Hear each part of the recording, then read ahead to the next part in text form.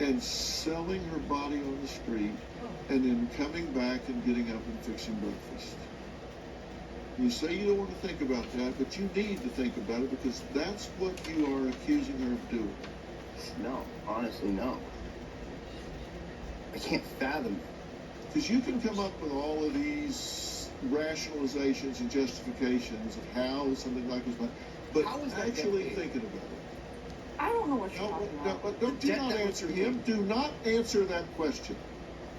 Because I'm going to tell you, one of the things you're going to have to stop doing is stop answering the question, stop reassuring him, stop playing the game.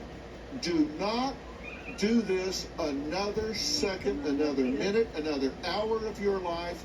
You have answered that question for the last time.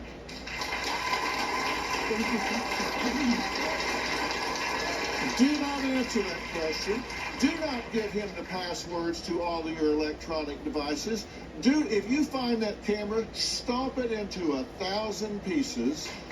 Do not play this game another time. If he wants to believe that of you, then he's just going to have to believe that of you. It is not your job to manage his emotions or perceptions. You cannot manage them. You are not responsible for them. That is on him.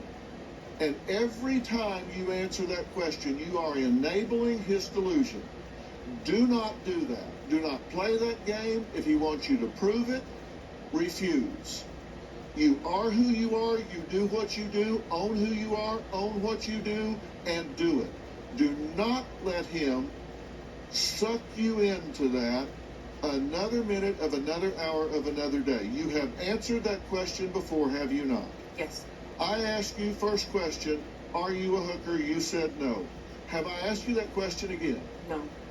You answered the question. Asked and answered. You don't need to answer that question again.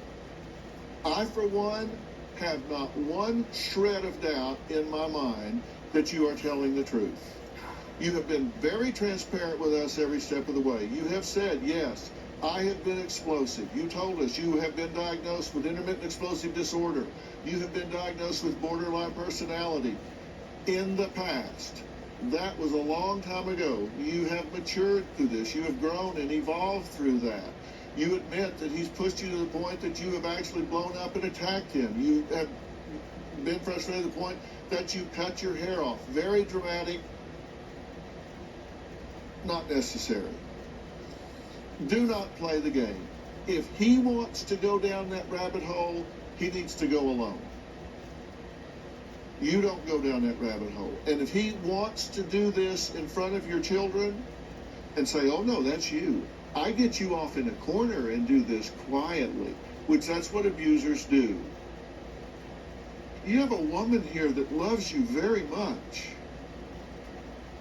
And I look back through your history, and at the time this really ratcheted up, a man came to you and told you that your father used to pimp girls out.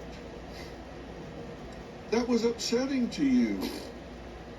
Your mother died of cancer shortly thereafter. You know, these things can be very upsetting, and it causes you to start questioning reality.